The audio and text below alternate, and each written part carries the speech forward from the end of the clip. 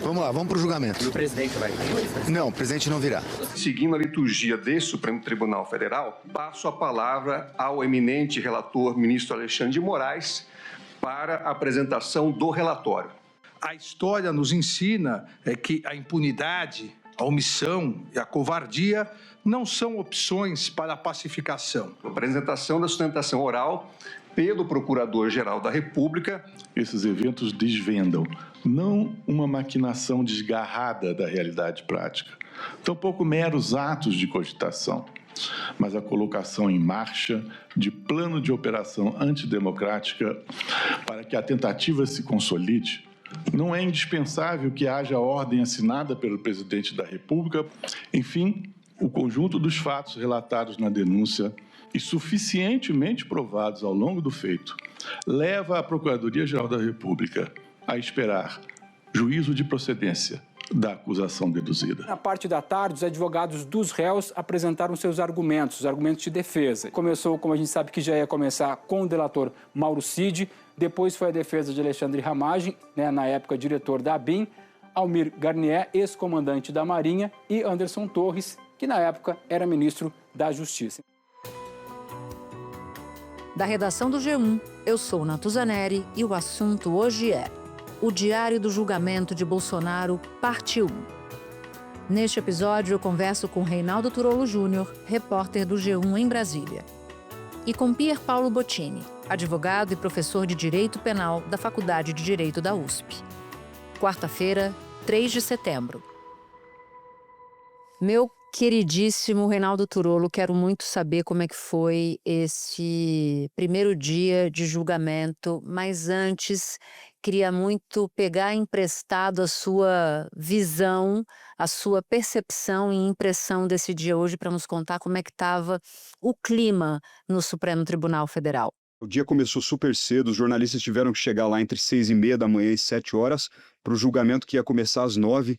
Eu cheguei 7 e pouquinho, quase corri o risco de ficar fora. Levei 2 horas na fila, tinha 80 jornalistas que podiam entrar no plenário da turma. Para o ouvinte ter uma ideia, esse julgamento está acontecendo no plenário da primeira turma, que fica no 3º andar de um prédio que a gente chama de igrejinha, porque ele parece uma igrejinha mesmo, ele é redondo, tem uns vitrais tipo de uma igreja, e é um prédio anexo 2 do Supremo. Então tivemos que passar por 2 raios-x, um no térreo, o outro já na entrada do plenário da primeira turma.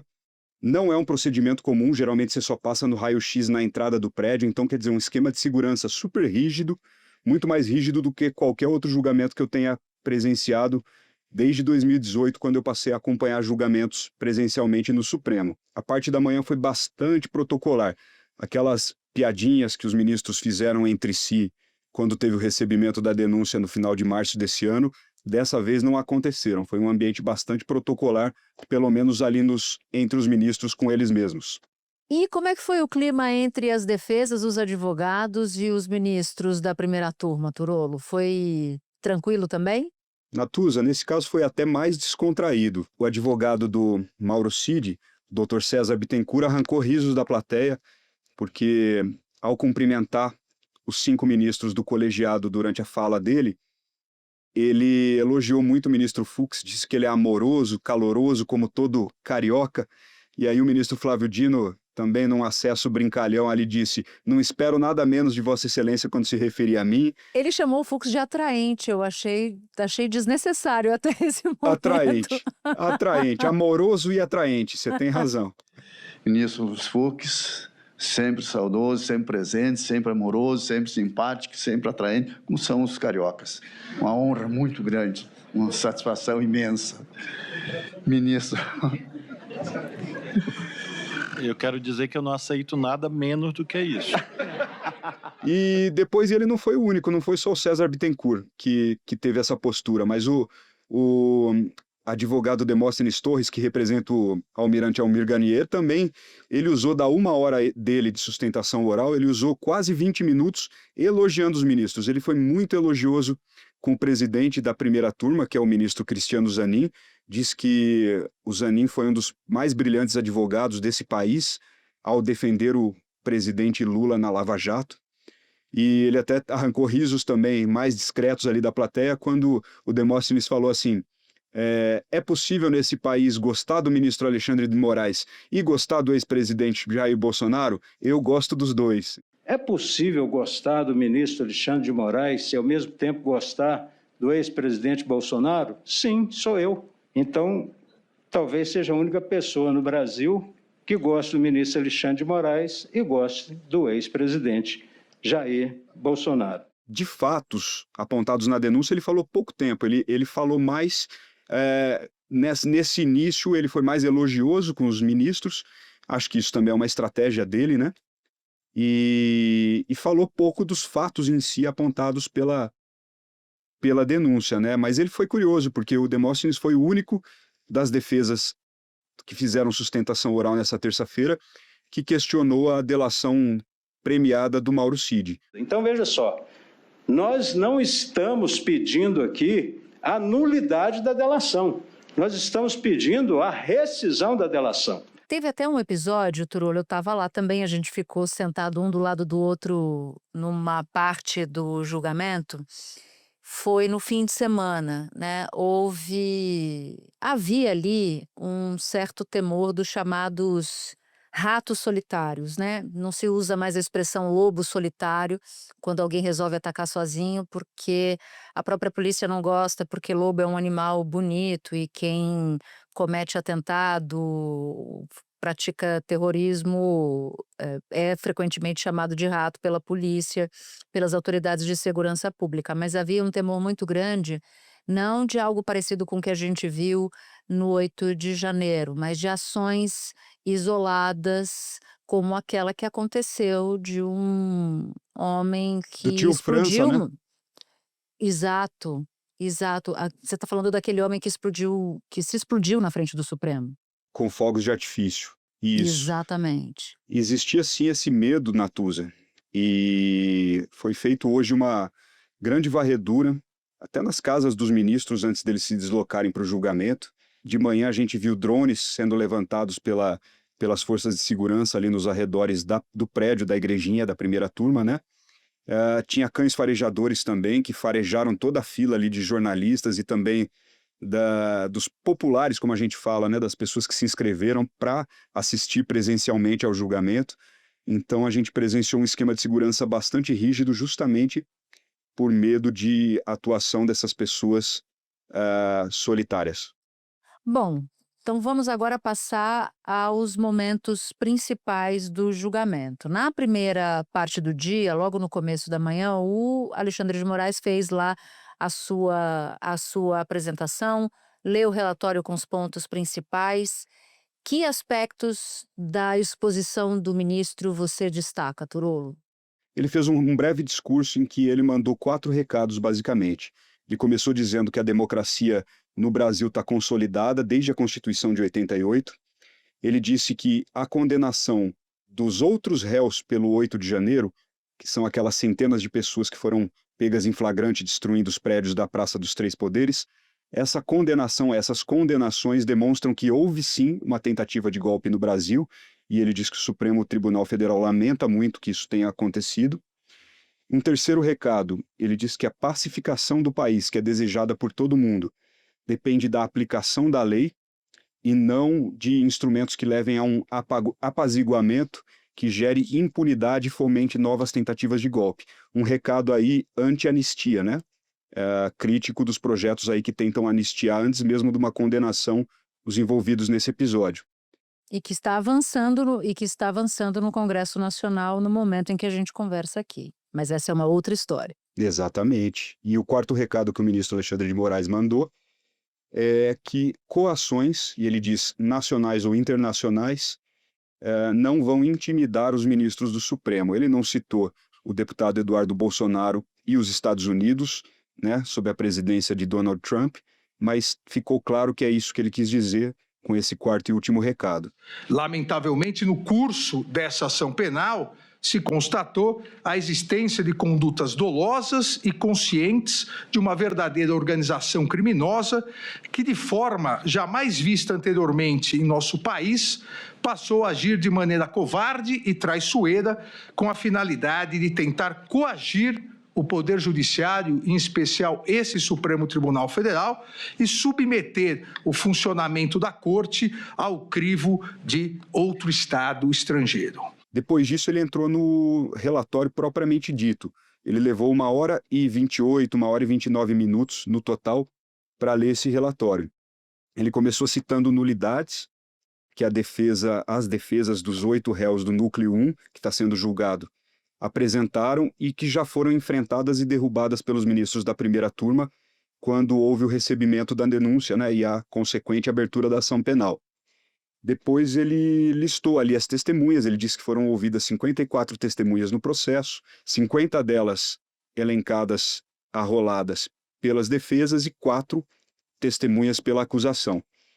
E depois ele resumiu as diligências que foram pedidas pelas defesas que foram realizadas, né, diligências complementares, e ele falou das medidas cautelares que ele adotou no decorrer do processo. Também no curso desse pedido, em virtude da tentativa de coação e obstrução da ação penal 2668, a pedido da Procuradoria-Geral, também determinei uma série de medidas cautelares. Agora, e o PGR, e o Paulo Gonet? Ele, inclusive, foi reconduzido ao cargo na semana passada pelo presidente da República. Há quem tenha visto a fala de Gonet neste dia 1 como mais enérgica do que a fala dele quando ele apresentou a denúncia. Eu confesso que não tive essa impressão. Qual foi a sua? A minha impressão é que sim, ele foi muito enérgico. Ele tentou, como os próprios interlocutores dele na PGR me disseram no julgamento, ele tentou ali rebater os questionamentos ou as contestações feitas pelas defesas nas alegações finais delas, né? Então, o que é que ele buscou? Primeiro lugar que me chamou a atenção, dizer que houve violência e grave ameaça nesses atos narrados na denúncia. Por que isso? Porque para tipificar, de acordo com o Código Penal, os crimes de abolição violenta do Estado Democrático de Direito e golpe de Estado, tentativa de golpe, como a gente diz, é preciso que haja, o tipo penal exige isso, violência e grave ameaça. Então o Gonet disse o seguinte, que houve sim violência e grave ameaça nos discursos do Bolsonaro, quando ele dizia que não ia sair do poder de jeito nenhum, só se fosse morto. Você deve se lembrar disso, discursos públicos. Eu tenho 3 alternativas para o meu futuro: estar preso, ser morto ou a vitória. Podem ter certeza, a primeira alternativa, preso, não existe. Temos um presidente que não deseja e nem provoca rupturas, mas tudo tem um limite em nossa vida. Houve grave ameaça quando Bolsonaro disse, no 7 de setembro de 2021, que não ia mais cumprir ordens do Supremo.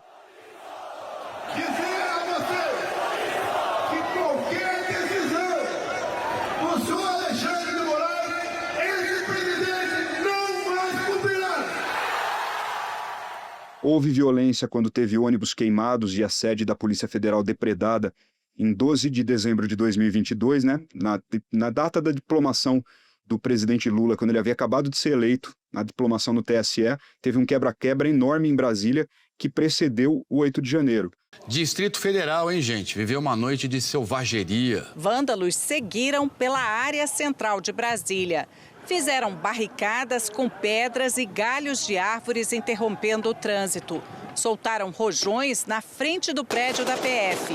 Na via que dá acesso à esplanada dos ministérios, um ônibus foi incendiado. O grupo que agiu espalhado tinha cartazes como esse, pedindo intervenção militar, que é inconstitucional. Esse grupo de bolsonaristas, apoiadores do presidente Jair Bolsonaro, tentou invadir a sede da Polícia Federal pela garagem. Gonet disse que houve violência com aquela tentativa de atentado à bomba na véspera do Natal em um caminhão de combustível, perto aqui do aeroporto de Brasília.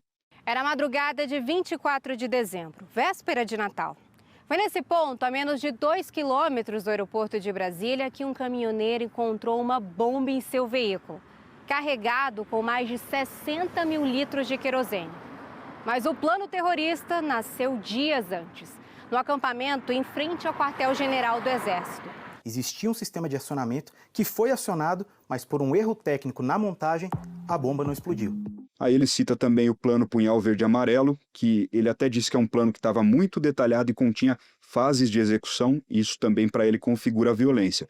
Então esse é o primeiro aspecto. E depois ele tentou vincular os integrantes dessa suposta organização criminosa, que é assim acusada pela PGR, aos atos do 8 de janeiro. Né? Ele disse que, ele citou, por exemplo, uma conversa de Mauro Cid com outro militar, que é Rafael de Oliveira, que é denunciado e réu em um outro núcleo, que é o núcleo dos militares, e eles falavam, por exemplo, desde novembro, o Rafael pergunta para o Mauro Cid, e aí, vamos para a Praça dos Três Poderes, vamos para frente do Congresso Nacional e do Supremo, o Exército vai nos avalizar, vai nos segurar lá, e o Cid fala, vai.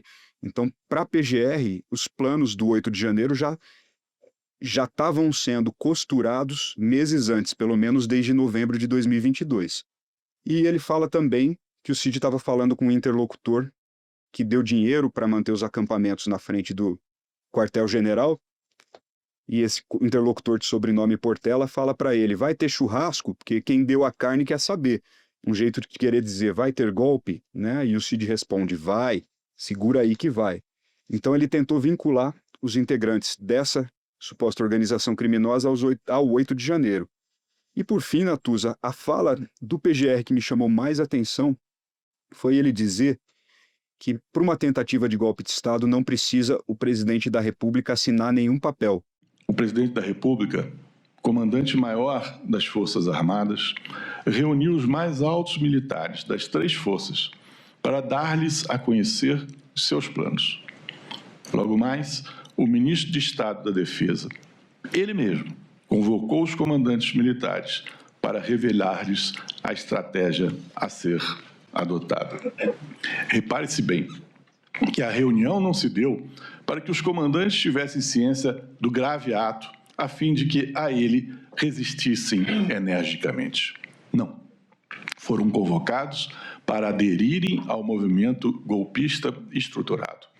Quando o presidente da República e o ministro da Defesa se reúnem com os comandantes militares sob a sua direção política e hierárquica para concitá-los a executar fases finais do golpe, o golpe ele mesmo já está em curso de realização. Ele está tentando, com isso, rebater o argumento das defesas de que não houve concretamente atos para realizar o golpe. Né? Que se, por exemplo, hoje um dos advogados, o advogado Demóstenes Torres, que representa o almirante Almir Garnier, ele falou o seguinte, vamos conjecturar, se tudo isso tiver acontecido, na hora H eles desistiram. O que a PGR sustenta? Não houve uma desistência. A PGR diz que se o golpe não deu certo foi por razões alheias à vontade dessa organização criminosa. No caso, porque o comando do Exército e o comando da Aeronáutica não aderiram, mas não foi porque eles desistiram, não. Interessante esse ponto. Trullo, para terminar, o que você está esperando para esta quarta-feira, dia 2 de julgamento? Natuza, nessa terça, só 4 defesas dos 8 réus puderam se pronunciar, fazer suas sustentações orais. A primeira foi a do tenente-coronel Mauro Cid, porque ele é delator, então ele fala em primeiro lugar.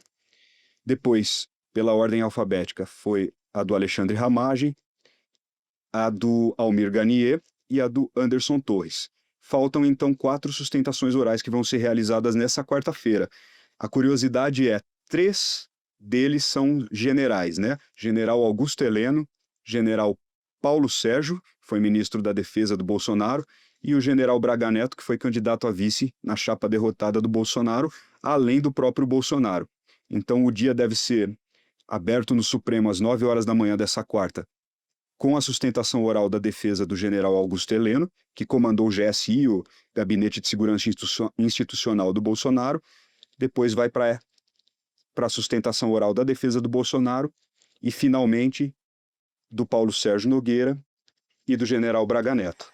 Reinaldo Turolo, muito obrigada por ter topado conversar com a gente depois de um dia intenso de trabalho. Amanhã a gente se encontra no julgamento. Até lá, Natuza. Obrigado. Espera um pouquinho que eu já volto para falar com Pier Paolo Bottini.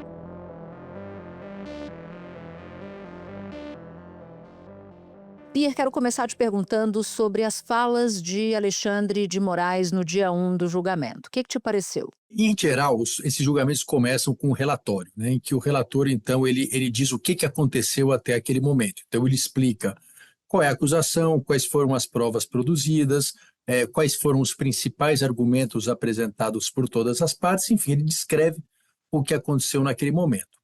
Nesse caso aqui, o Alexandre de Moraes ele foi um pouco além, né? Ele fez ali uma manifestação institucional. Ele, de alguma forma, em algum momento, deixou de ser só o relator e passou a falar em nome do Supremo. E disse aquilo que a gente ouviu, que a Corte vai julgar da maneira como ela acha que deve julgar e garantir o devido processo legal sem nenhum tipo de interferência de quem quer que seja. Você viu recados ali além desse, não? Não, eu acho que ali ele antecipou um pouco alguns entendimentos, e é evidente que ele, enquanto relator que teve contato com boa parte da produção de prova, ele tem alguma posição formada que pode ser alterada depois de ouvir as sustentações orais. Não é usual que o relator faça esse tipo de manifestação. Há casos, em grande parte dos casos, inclusive, o relator é dispensado da leitura do relatório, ele já começa passando a palavra para as partes se manifestarem, mas eu acho que dado o ineditismo desse caso, dado o caráter histórico desse caso, dado a importância desse caso, ele aproveitou ali para fazer algumas declarações. Eu não acho que ali foi um recado para as partes no processo e nem para os advogados, mas foi um recado para o mundo político, em especial internacional, dizendo que o Supremo Tribunal Federal não vai se curvar a pressões de qualquer natureza. Eu quero agora me debruçar sobre um dos trechos da fala do Procurador-Geral da República, Paulo Gonet. Ele diz assim, abre aspas, não é preciso esforço intelectual extraordinário para reconhecer que quando o Presidente da República e depois o Ministro da Defesa convocam a cúpula militar para apresentar documento de formalização de golpe de Estado, o processo criminoso já está em curso, fecha aspas. Por que esse trecho, Pierre, ele é tão importante para a ação penal? Acho que Natuza ele sintetiza uma das discussões centrais desse caso, né? Porque o que se discute aqui, ou um dos pontos que se discute aqui, é se essa tentativa de golpe de Estado ficou só no plano das ideias ou da cogitação, lembrando que a mera cogitação da prática de crime não é punível para o direito penal, ou se realmente essa tentativa foi iniciada, teve um começo de execução dessa tentativa de abolir o Estado Democrático de Direito. Então, demarcar essa fronteira sobre o que é mero plano, o que é cogitação e o que é o início da execução do crime é algo que sempre foi muito difícil no direito penal. Mas o que é a acusação, o que o Procurador-Geral da República está dizendo aqui? Ele está dizendo, olha, na medida em que você tem um plano, que é um plano que passa por desacreditar as urnas, da forma de desacreditar as eleições, depois, com isso, gerar uma certa caos social, e em cima desse caos você baixar decretos instituindo estado de exceção que prolonguem o mandato, então esse seria o plano. E na medida em que você começou a fazer lives, a fazer reunião com embaixadores, desacreditando as urnas, que você faz uma reunião com a cúpula das Forças Armadas e discute uma minuta desse estado de exceção que vai ser implementado, o que ele quer dizer é, olha, aqui a gente não está mais no plano da cogitação, não está só na elaboração de uma minuta ou de uma ideia. A gente está falando do presidente da República discutindo numa mesa com a cúpula das Forças Armadas a respeito de uma minuta de um decreto que, de alguma forma, vai cercear direitos e vai prolongar mandatos, enfim, e tudo aquilo que a gente viu. Então, o que ele está querendo dizer ali é que aquilo demonstra que houve, sim, o início da execução de uma tentativa de abolir a democracia, de abolir o Estado Democrático de Direito. Esse vai ser um dos pontos centrais dessa discussão, eu não tenho dúvida nenhuma. Tem até um ponto da fala de Gonet que ele diz o seguinte, olha, naquele 8 de janeiro não tinha nada de improviso, o que tinha ali eram técnicas usadas por forças especiais do Exército, a tropa de elite do Exército, porque as grades que protegiam os prédios públicos foram usadas de escada, houve uso de mangueira para minimizar o gás lacrimogênio, gente que sabia o que estava fazendo. Por que, Pierre, na sua avaliação, o PGR fez questão de fazer esse vínculo entre o que era tramado antes de 8 de janeiro, portanto, nos meses em que Bolsonaro ainda era presidente da República, com os atentados daquele domingo? Então, na verdade, o que ele busca o tempo todo é tentar atrelar a figura dos réus com os atos de violência que aconteceram depois, né? Por quê? Porque esses crimes têm como elemento a violência ou grave ameaça, né? Então, a redação da lei diz que é crime você tentar abolir o Estado Democrático de Direito ou destituir um governo democraticamente eleito por meio da violência ou da grave ameaça, né? Então, o que ele tenta fazer aqui? Linkar isso com os atos claramente de violência que aconteceram em 8 de janeiro e alguns outros que aconteceram antes, para dizer que ali, mais do que uma cogitação, como a gente estava dizendo, mais do que um mero plano, houve o início da execução, que é caracterizado, sim, pelas manifestações contra as urnas, é caracterizado pelas reuniões em que ele expunha essa questão contra as urnas, é caracterizado pela reunião para discutir essa minuta de decreto de estado de exceção, seria caracterizado também, em algum momento, ele pede para que um relatório que atestava a integridade das urnas não fosse apresentado num determinado momento, e, por fim, isso tudo teria resultado num caos social, e esse caos social teria significado uma instigação, significado uma determinação para que as pessoas agissem daquela forma em 8 de janeiro. Então, ele vê ali naquela movimentação e naquela forma de ataque ao Supremo de algumas daquelas pessoas um dedo, uma instigação, algum tipo de determinação praticada por parte desses réus. Ele faz isso justamente para tentar atrelar essa conduta desses réus que estão sendo julgados agora com atos de violência ou grave ameaça. Essa é a estratégia da acusação. Mas aí eu te pergunto, vamos supor que não tivesse ocorrido os atentados de 8 de janeiro.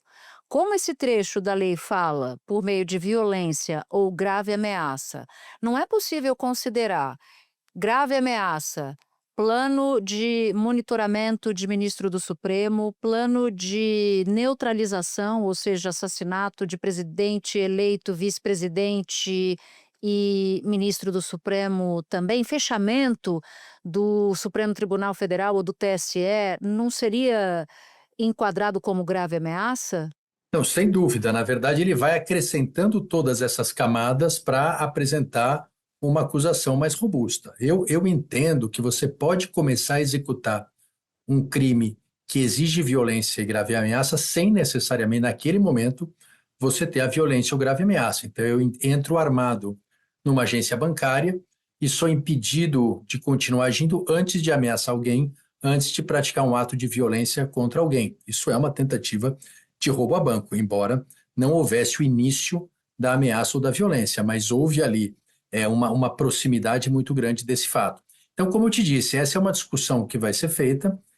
O que ele está fazendo é trazer uma série de elementos que agreguem nessa acusação para deixá-la mais robusta, para que essa alegação da defesa, que não houve uma ligação dessas pessoas com a violência ou grave ameaça, ele está tentando já antecipar esse argumento e combater esse argumento com todos esses elementos.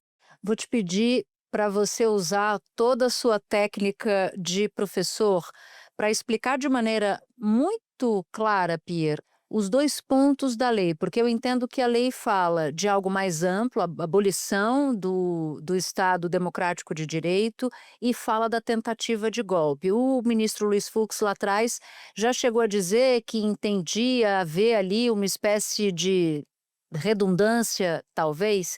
Eu queria que você explicasse para a gente esses 2 dispositivos legais. Por que eles não são a mesma coisa? Abolição do Estado Democrático de Direito e tentativa de golpe de Estado. Na verdade, são crimes e são condutas muito diferentes, tá?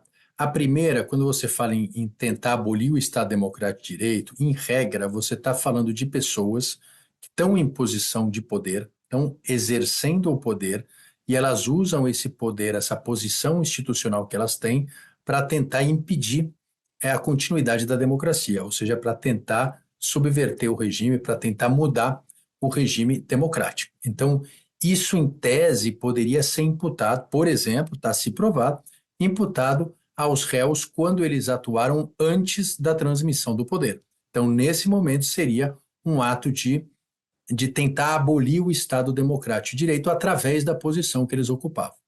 Quando a gente fala em tentativa de destituir um governo democraticamente eleito, e aí a gente está falando no que você está chamando aí corretamente de golpe, é uma situação em que você, na verdade, não está no poder e, através da violência ou da grave ameaça, você tenta tirar as pessoas que foram eleitas democraticamente daquele posto que elas ocupam, que seria algo que poderia ter acontecido no 8 de janeiro. Aquele momento, em 8 de janeiro, já havia um novo governo no poder, a transmissão do poder já haveria ocorrido.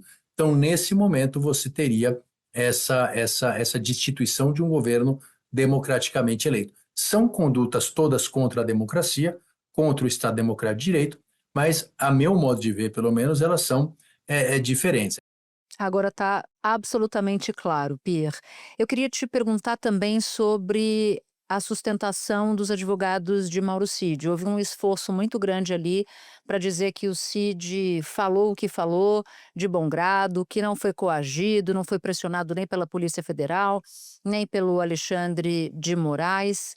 Você enxerga a delação de Cid correndo algum risco? Quer dizer, não a delação em si, porque a delação ficaria de pé mesmo que Cid não recebesse benefício nenhum. Mas você acha possível, crível, que o delator fique sem os benefícios que podem ser conquistados por ele por contar o que ele sabia? Uma coisa é a validade da delação, como você disse. Uma delação ela é um contrato, né, do colaborador, do delator com o Estado, em que o colaborador entrega tudo aquilo que ele sabe e, em troca, ele tem uma série de benefícios.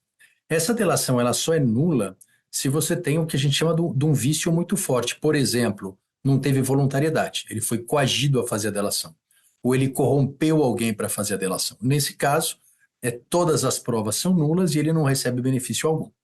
Agora, por outro lado, o que pode acontecer é uma delação válida em que o delator omite informações ou mente durante seus depoimentos. Nesse caso, a delação continua válida, né? O que ele fala, as declarações dele podem ser afastadas, até porque, vamos lembrar, a declaração do colaborador não tem validade como prova, mesmo que ela for verdadeira e correta, ela não é usada como prova, mas tudo aquilo que ele trouxe de prova documental, tudo aquele material que ele trouxe, isso permanece válido, né? O que pode acontecer se ele mentir ou se ele omitir é ele ter menos benefício ou nenhum benefício, mas tudo aquilo que ele trouxe para o processo continua válido.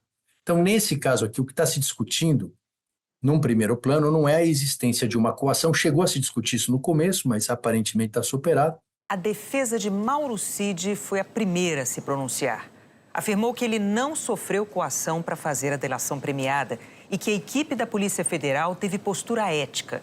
Não é uma coação ou uma ameaça para que ele depusesse, mas sim se o depoimento dele foi verdadeiro ou não. Isso é uma questão que vai ser apreciada pelos ministros e, se eles entenderem que ele não foi verdadeiro, ele vai ter um benefício menor ou não vai ter benefício, mas as provas continuam válidas de qualquer forma. E tem diferença entre pedir a nulidade de uma delação e a rescisão de uma delação no juridiquês? Sim, quando você pede a nulidade, você quer que ela seja anulada e todos os efeitos dela deixem de existir, o que significa que todas as provas que foram produzidas nessa delação seriam declaradas nulas também. Então é como se ela não tivesse existido, ela não gera nenhum efeito.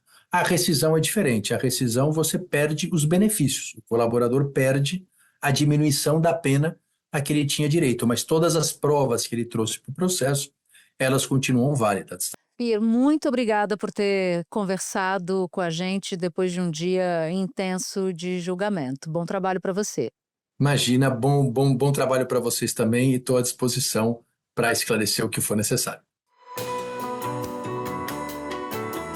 Se você ouviu o episódio até aqui, eu vou te fazer um convite. Baixar o aplicativo do G1 no seu celular. Por lá, você pode ouvir o assunto, claro, e pode também acompanhar todas as notícias do dia em tempo real e de graça. Este foi o Assunto, podcast diário disponível no G1, no YouTube ou na sua plataforma de áudio preferida. Comigo na equipe do Assunto estão Mônica Mariotti, Amanda Polato, Sara Rezende, Luiz Felipe Silva, Thiago Kazuroski e Carlos Catelan. Eu sou Natuzaneri, fico por aqui. Até o próximo assunto.